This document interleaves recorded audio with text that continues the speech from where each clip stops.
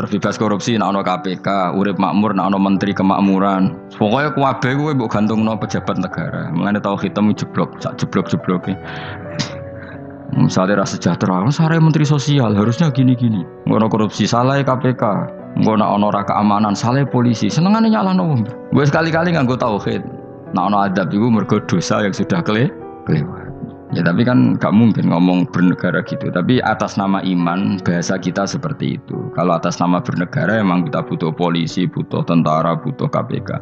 Tapi atas nama iman ya tadi. Kalau kita diberi sanksi Allah itu rata-rata dari bima qaddamat ya daga itu pasti ada salah yang pernah Anda lakukan.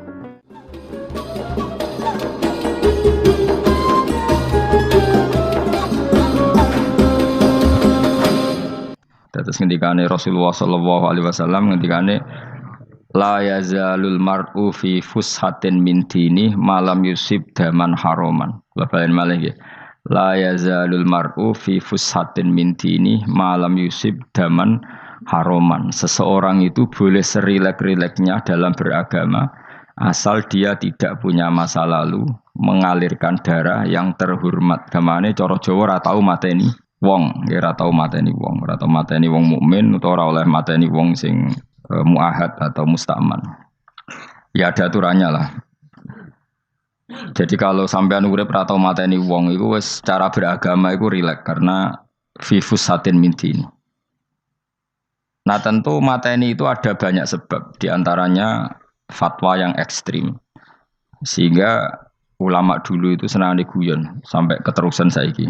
Jadi kabeh wong alim khase sering guyon karena memang menghindari omongan penting. Kenapa? Karena sekali omongan penting ini kadang yu'addi ilal fatwa bitaqatul. Takutnya fatwa itu ekstrim, kemudian saling saling bunuh. Sehingga masyhur itu ada pepatah bahwa statement ulama atau kolamul ulama, penanya ulama itu ahaddu minas sayf, lebih tajam ketimbang pedang karena bisa menimbulkan macam-macam. Sehingga dulu banyak ulama kalau bab jinayat itu sudah tidak mau baca bab jinayat. Jinayat itu karena ya takutnya fatwanya itu ekstrim. Ada beda zaman Nabi. Zaman Nabi itu kan enak ya. Sing Kanjeng Nabi mesti bener ya. Musuhnya Abu Jahal CS mesti salah ya. Tukaran saiki wis gak seru. Tukaran duit kowe repot. Masih aku musuh sampean ini soalnya bener sampean. Wong ora tau urip ora tau seneng mbok musuhi ku piye ngono dadi. Kan gak penak. Jajal misalnya kiai itu kan mbek santri, wong mesti kan normalnya bela kiai ini, mergo luwih alim luwih bener. Tapi kan cara pandang lha iya sing bener kok mau ngalah kan. Iso wae sing disalahno pangeran iku sing saiki wong tuwa tukaran mbek anak, kira-kira wong nyalahno sapa? Nyalahno orang tuane apa anake? Cara kowe dadi hakim. Wong tua kok wani anak, kualat tuh mujur ya lucu. Ini kan anak kok wani wong. Tapi wong tua kok wani anak, wong tua model opo? Anak wani wong tua ya anak model opo? Ya model milenial, model. Tapi potensinya itu sama-sama salah. Sehingga ulama itu mulai dulu itu menghindari ngendikan penting itu menghindari karena ya tadi takut fatwa itu. Saya ulang lagi ya, jadi seseorang itu selonggar-longgarnya dalam beragama asal tidak pernah membunuh. Tidak membunuh darah yang seharusnya tidak terbunuh. Terus kalau masalah ibadah itu Allah ngambilnya sholat. Awwalu ma yuhasabu bil mar'u napa? As-sholat. Pertama yang dihisab itu sholat. Jika sholatnya lolos, maka hisab yang lainnya napa? Ringan. Gempon ngoten. Terus ada hisab-hisab yang di kula waca mungkin sampean iso ngantisipasi hisab. Jadi la tazulu qadama Adam atau qadama ibni Adam yaumal qiyamah hatta yus'ala an arba'in. Pertama ditanyakan dari sifat mudanya, dihabiskan untuk apa, umurnya untuk apa, hartanya dari mana, setelah mendapat untuk apa. Terus wa an ilmihi madza amila bihi, terakhir setelah mendapat ilmu itu apa yang dia perbuat. Mulane ada orang tok ilmu tidak ditakoki wae pangeran ora te apa takoki. Ilmu iso nglakoni, mboten gadah ilmu ya Gusti. Terus serepet sampeyan. Dunya mboten gadah dunya. Lha opo ning dunya nggih ngentosi mati sing aman apa? Sebab itu orang fakir itu masuk surga lebih cepat timbang orang kaya kacek pinten 500 Tahun ketakoki. Dia apa boten gadah napa-napa. Iso ngaji boten. Jadi gak perlu pertanggungjawaban mereka napa. Sekacau kan. Nah, sementing kula terangno ngeten ya. Niki penting rungokno. Mahsyar iku maknane iku nggon giringan. Terus kiai kuno maknane bayangno nggon mahsyar iku maknane tempat dihalonya semua manusia. Terus mauqif itu tempat diberhentikan, napa? Tempat diberhentikan. Terus di situ Anda innahum mas'ulun, mereka semuanya ditanya, dihisab. Nggih semuanya dihisab. Terus ngendikane Kanjeng Nabi, hasibu anfusakum qabla an tuhasabu. Menghisablah diri kamu sekarang sebelum kalian semua dihisab. Sehingga potensi kita ini umat Islam utamanya sing tahu ngaji-ngaji ini, sampean semua dihisab ini kemungkinannya kecil. Karena ketika kowe ning donya sampean sedanteni kan biasa wis donga robbana zulamna anfusana. Jadi ya Allah, saya ini benar-benar mendolimi diri kita sendiri. Karena tujuannya hisab itu taubah. Taubah itu mempermalukan mereka di depan umum. Saya ulang lagi ya. Jadi semua hisab itu taubihan, mempermalukan mereka di depan umum bahwa mereka orang yang buruk. Sementara kamu di dunia sudah sering ngaku orang buruk. Selain ya wis roh wong akeh, maksudnya ini kan cerita. Jadi kayak ngakuin apa robbana zalamna anfusana. Sehingga ngendikane Kanjeng Nabi sebuti hasibu anfusakum qabla an tuhasabu. Menghisablah diri kamu sendiri sebelum nanti kamu benar-benar dihisab. Sehingga umatnya Rasulullah itu kemungkinan kena hisab itu kecil sekali karena tadi sudah terbiasa menghisab dirinya sendiri. Apalagi kita kata Rasulullah, saya dikasih hadiah yang para nabi sebelum saya enggak dikasih hadiah itu. Apa itu? 5 hal itu. Di antaranya apa? Kata Rasulullah, wa utitu khawatima suratil Baqarah. Saya dikasih terakhirnya surat Baqarah. Di surat Baqarah itu umatnya Nabi dapat bonus dan ini luar biasa, yaitu ayat Rabbana la tu'akhidna innasina wa akhtana. Ya Allah, jangan hisab kami, jangan beri sanksi kami, jangan azab kami kalau suatu saat kita lupa atau salah. SP nak kue urung salah, padahal mesti salah. Rai-rai ini gak mesti salah. Wes gawe perjanjian mbek pangeran Gusti. Ndamel perjanjian dong, apa? Setiap saat salah langsung sepuro. Mohon mboten usah istighfar malih pun niki pun niku. Terus deal, soalnya deal ini. Lah itu ngendikane Kanjeng Nabi senyum-senyum senenge ra karuan. Dan setiap itu dibaca oleh umatku, Allah sudah jawab qala na'am. Jadi Rabbana la tu'akhifna innasina aw akhtana. Terus qala Allah menjawab na'am. Terus Rabbana wala tahmil alaina isron kama hamaltahu alal ladzina min qablina. Nabi Muhammad jawab, Allah menjawab na'am. Sampai terakhir wa'fu anna, Allah jawab na'am. Kemudian para kiai itu punya kiat supaya umatnya itu hafal itu. Terus jadi bahan tahlil itu masalah ya. Faminhum ya faminhum. Sing tahlil ya ora paham, sing kritik ya ora paham. Alhamdulillah itu mesti padha-padha ra kena hisab. Mergo padha-padha ora napa? Paham. Jadi ora ono barokah kaya goblok wis barokah tenan. Mergo sing lakoni ya ora paham, sing kritik ora paham. Jadi kalimat yang di akhir surat Baqarah itu adalah termasuk hadiahnya Rasulullah yang tidak diberikan pada Nabi sebelumnya. Ini apa ini? Utitu khawatima suratil Baqarah. Saya dikasih akhir surat Baqarah. Gini ku setiap doanya umat Nabi Allah jawab napa? Naam. Jadi ya Allah la tu'akhidna, jangan kasih sanksi kita innasina au akhtana. Allah jawab naam. Itu satu. Terus kedua, umatnya Nabi itu kalau dosa itu tidak perlu prosedurnya harus istighfar. Banyak amalan yang menjadikan diampuni. Misalnya kafaratul majlis itu lafadznya agak istighfar. Subhanakallahumma bihamdik misalnya. Dan banyak imatatul adza anit thoriq.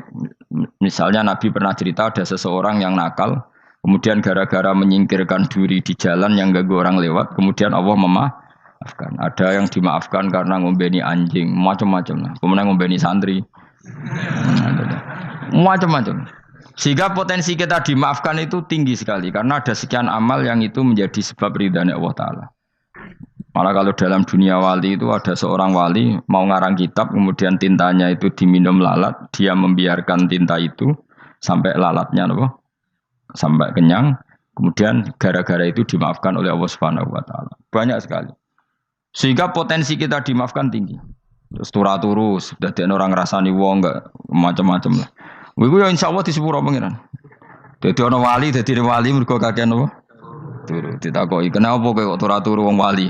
Mboten siap roh donya, Gusti." "Kenapa?" "Donya wis rusak tok, patok mboten roh, Gusti." Lah iku ya mari swarga napa? Ya swargane wong turu ya kira-kira tok. Tapi jadi umat Nabi itu luar biasa.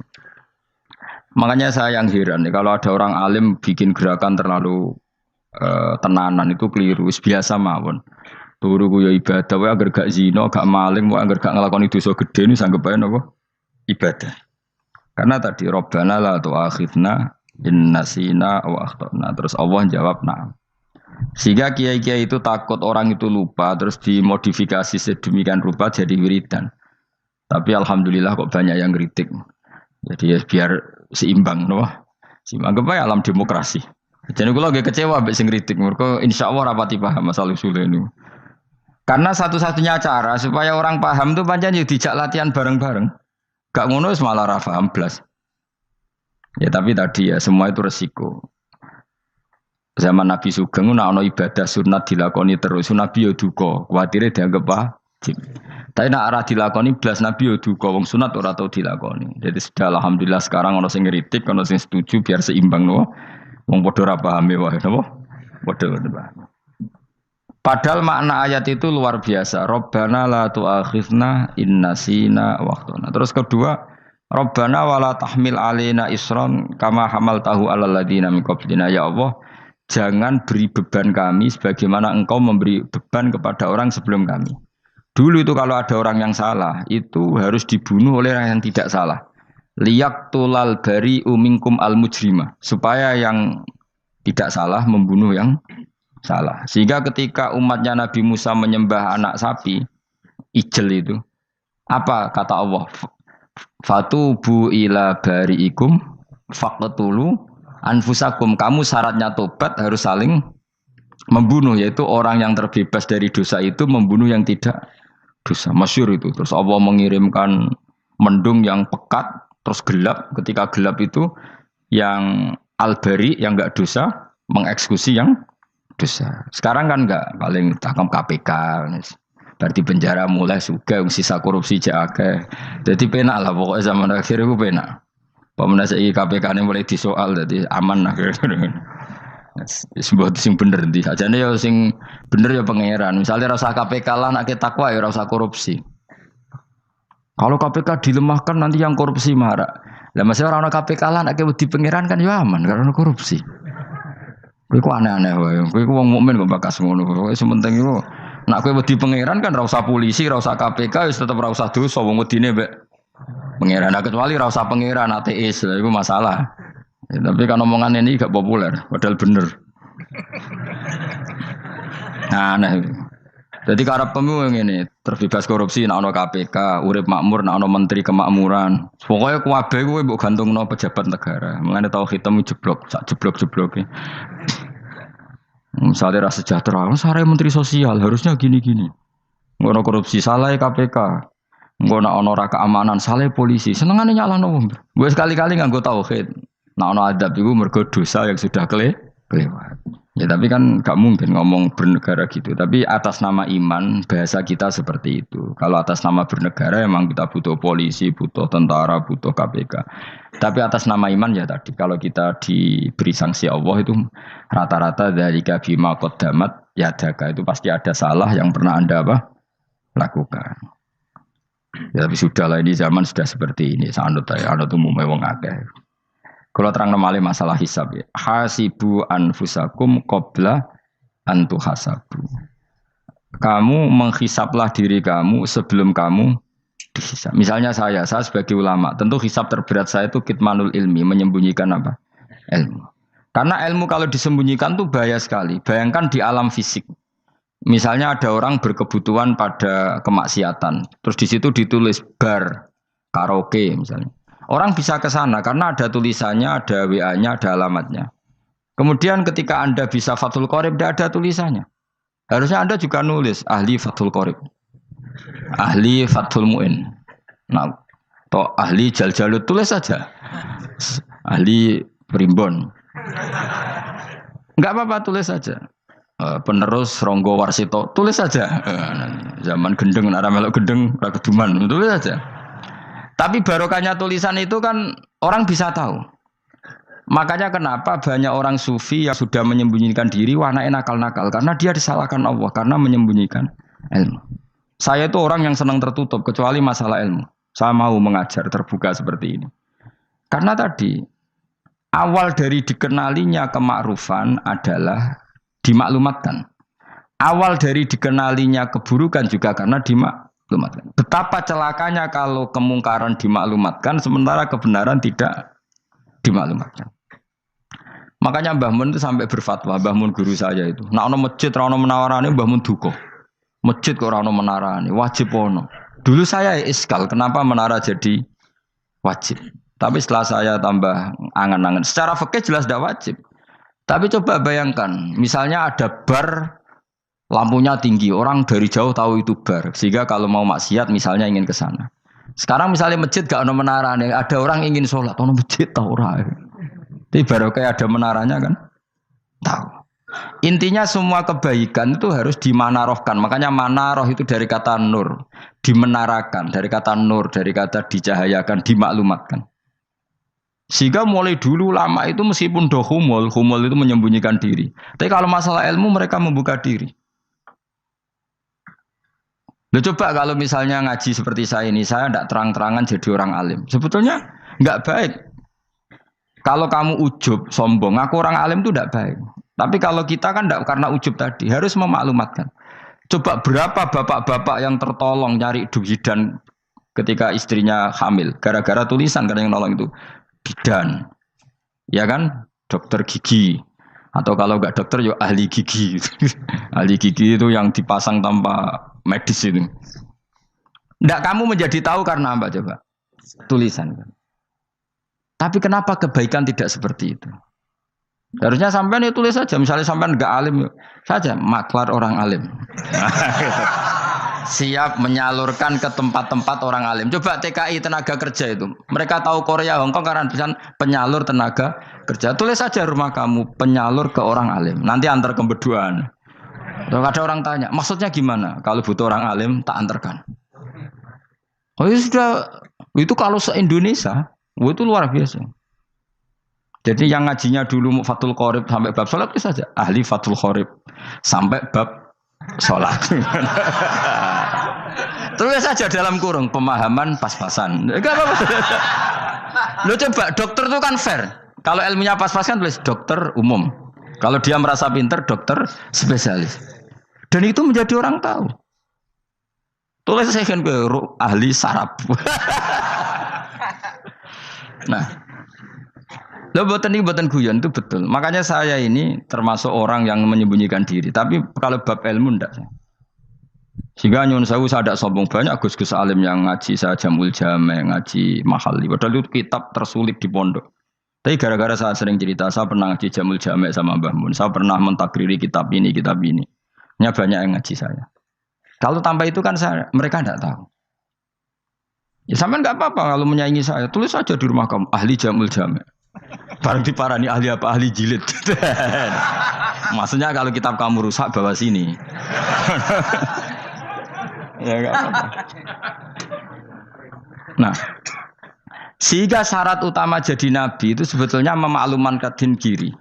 Ya saya ulang lagi. Pertama nabi jadi nabi syaratnya apa? Memaklumatkan diri. Sehingga pertama beliau jadi nabi naik gunung Sofa, kemudian ya maksara Quraisyin halummu ilayya, wahai orang Quraisy ke sini.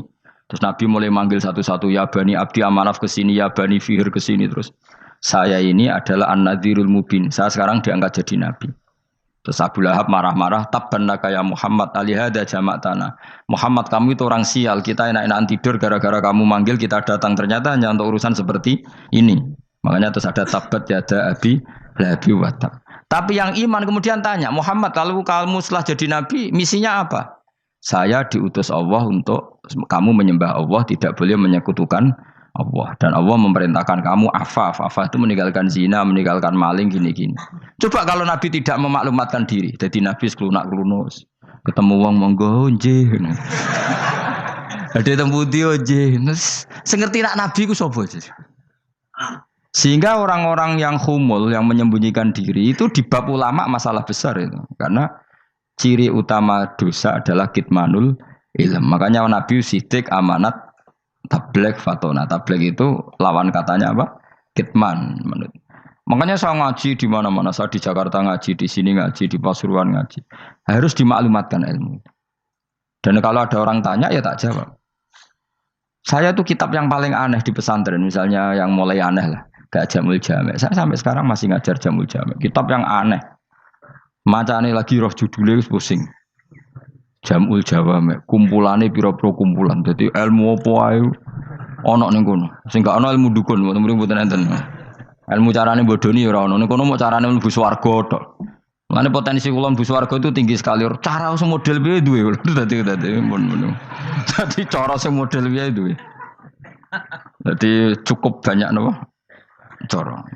Sampeyan nek duwe cara sitok ora mesti kula nu gak ada cara kathah. Dadi nek dari cara iki mentok ganti cara iki mentok. Ya terakhir paling gampang itu cara nganggo fadhole pangeran. Iku kena mbok tiru. Pokoke mlebu swarga nganggo fadhole pangeran. Masalah utama kita sebetulnya itu. Makanya saya tidak pati cocok sama orang sufi itu. Kebenaran itu harus dimaklumatkan. Sementara orang sufi itu ingin menyembunyikan diri. Itu kalau untuk yang alim itu tidak bagus. Wong kita saja tahu itu dokter atau bidan karena tulisan. Ini bidan, ini dokter. Dan mereka jujur, dokter umum, dokter spesialis. Loh, coba misalnya di kota, kamu tulis saja penyalur kebaikan. Orang yang ingin mondok, oh pondok pilihannya ada, Sarang ada, Pelosok, Lirboyo. Kalau saya ke sana gimana? Oh, saya kenal busnya, tak anter. Wan keren, juga ada penyalur. Kalau orang bisa tersalurkan ke Korea, ke Korut, ke Jepang karena tulisan, kenapa tidak banyak orang tersalur kebaikan karena tulisan? Gue orang mau kelunak orang jelas. Meskipun nanti ditawari orang, mesti dulu sih ahli takrib, mesti wong guyu. Ahli Fathul Qorib sampai bab sholat. Tulis saja jujur, maaf tapi hanya sampai bab sholat. Tulis saja, ada maafnya barang, maaf tapi sampai bab sholat. Enggak apa-apa. Paling untuk wong sowan. Larian modok jenengan 2 tahun. Tapi ini modoknya mau 3 bulan. Mulane ngajine tok bab sholat. Enggak apa-apa. Lalu itu dulu memang begitu. Rasulullah zaman Sugeng itu kalau ngajari santrinya itu balighu anni walau ayah, maklumatkan ke kampung kamu meskipun 1 ayat. Banyak sahabat kalau ditanya ya tidak bisa karena ngajinya tidak hatam. Tapi ya terus gak apa-apa, kok tak soano Abu Bakar, tak soano Umar, ditanyakan yang lebih pintar. Saking tidak pahamnya sahabat itu lucu ketika ada ayat waqulu wasrabu hatta yatabayyana lakumul khaytul abyadu minal khaytil aswad. Itu kalau mau tidur ya benar-benar bawa benang putih sama benang hitam, ditulis dipasang di pintunya. Jadi kalau makan diinceng lagi, kok masih belum kelihatan, wah masih boleh makan. Terus begitu. Kalau sudah mulai syuruk, mulai padang, wah berarti sudah imsak. Jadi karena makanlah dan minumlah sampai benang hitam terbedakan dari benang putih. Artinya kalau malam kan dulu kan nggak ada listrik, nggak ada lampu, berarti kalau benar-benar masih malam nggak terlihat, berarti masih boleh makan. Nanti terus dilihat gitu. Terus, ya sudah wakafnya di situ. Hatta yatabayyana lakumul khaytul abyadu minal khaytil aswad. Wakaf dulu. Terus akhirnya Kanjeng Nabi itu piye kok umatku jadi masangi benang ini. Akhirnya Jibril teko. Ini makanya unik dalam ulumul Quran. Satu-satunya ayat yang diturunkan hanya 1 kata itu ya ayat itu tok. Terus Jibril datang, Muhammad ayatnya itu kurang sitok. Minal fajr. Terus ditambahi minal fajr. Jadi minal fajr itu unik. Ada Jibril jauh-jauh dari langit. Iku mau nuron apa? Minal fajr. Makanya kalau kamu nanti dites, kalau ingin jadi dokter tafsir dites, ada 1 kalimat yang diturunkan jauh-jauh Jibril ke bumi. Apa kalimat itu? Jawabannya minal fajr. Wis alim gue yakin alim. Memang ikut tak? Masa ikut? Mergo gara-gara sahabat itu terus masangi apa? Benang nginceng. Akhirnya minal fajr. Baru mereka tahu maksud fajar maksud apa? Benang hitam artinya malam, benang putih artinya fajar sodik sudah menyingsing. Semenjak itu sudah ada benang-benangan karena jadi orang-orang ngono maksud iki cek kurang sithik terus turun apa? Minal fajar ya. Jadi nanti kalau sampai latihan tes jadi dokter apa? Tafsir. Ayat mana yang diturunkan hanya satu kalimat atau satu kata jawab apa? Minal fajar. Itu lolos langsung dokter. Pun pinter. Ya pinter ngerpek maksudnya orang anda. Lah nanti hubungan kita dengan Allah ya seperti itu. Sejauh mana kita memaklumatkan Allah. Sejauh mana kita mengkampanyakan Allah. Saya berkali-kali bilang, saya kemarin kan di Korea, itu sebetulnya saya yakin hanya doa saya. Saya sering berdoa, ya Allah, Engkau dipuji di langit dan di bumi. Lalu kalau di bumi ateis, itu caranya kayak apa? Dulu saya itu terobati karena Uni Soviet setelah persemakmuran banyak menjadi negara Islam. Berarti itu bukti bahwa Allah pun dipuji di bumi Uni Soviet. Lalu yang kayak Korea kayak apa? Ternyata betul Koreanya tetap ateis gara-gara diserbu wong Indonesia. 49.000 wong Indonesia ning Korea Selatan. Iku mbok gawe sing salat separo iku cek piro? 24, kira-kira ya digawe 20.000. Selawe salat kabeh, tahlilan kabeh surwame. Lah kok sing ngritik tahlil muni sunah Rasul tok surwame. Pokoke rame lah walhasil.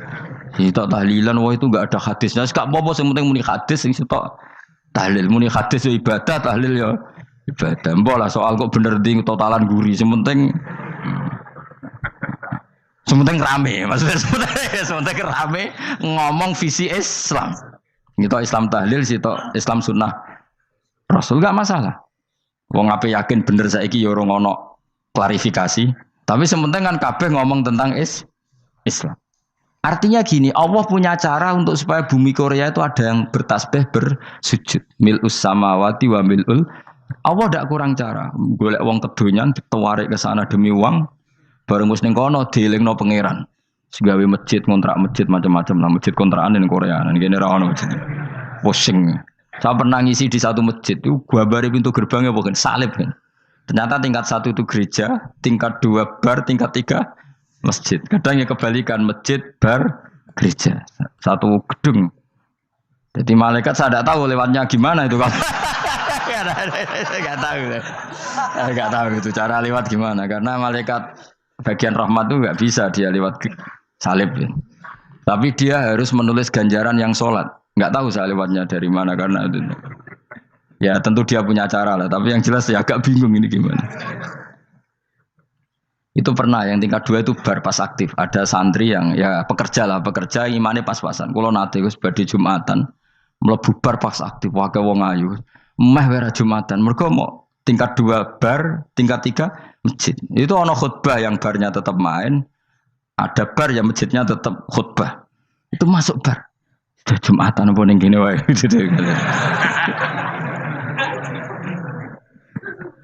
Akhirnya ya di situ beberapa menit terus ada komat Jumatan.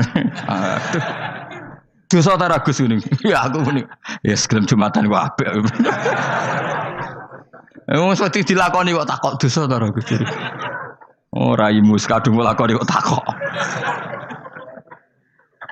Artinya gini, Allah punya cara untuk menyebarkan Islam di Korea. Sama seperti Allah punya cara untuk menyebarkan Islam apa di Indonesia. Dulu orang Gujarat, Punjab, ya sejarah ini menurut saya ya tetap sebagiannya benar. Meskipun tidak seluruhnya benarnya sejarah Islam masuk Indonesia rata-rata orang kan menulis pedagang Gujarat, India ke Indonesia dagang karena mereka mukmin akhirnya juga menyebarkan apa? Islam. Itu jelas nyata. Meskipun tidak semuanya seperti itu karena ada yang dibawa Yusuf Baros itu yang muridnya Sayyidina Ali. Terus juga ada yang dibawa beberapa habaib dari Yaman langsung ke Indonesia kayak yang di daerah Tuban itu kan langsung habib-habib dari Samarkand langsung ke mana? Tuban. Makanya saya bilang sejarah itu semuanya benar karena memang variasi masuknya Islam di Indonesia itu banyak. Jadi itu enggak masalah. Sampeyan niru sing kedonyan mawon sing luwih gampang napa? Lho nggih to, kayak Jakarta itu kan kota kayak gitu, baru kayak wong kedonyan orang ke Jakarta semua. Gara-gara tahu mondok pedotan tadi ahli Fathul Qorib tadi yang sampai bab salat, terus bikin masjid. Iku coba takoki faraid terang ora iso kan. Pemene takoki muamalah terang ora iso, tapi nak trimo carane salat sing batal apa ngentut roh. Aduh aduh. Ilmune kok roh nak nganti bab iku jek roh. Sing batal salat apa jek roh ngentut nyekel wong wedok jek roh. Tapi mbok aja takoki sing detail apa?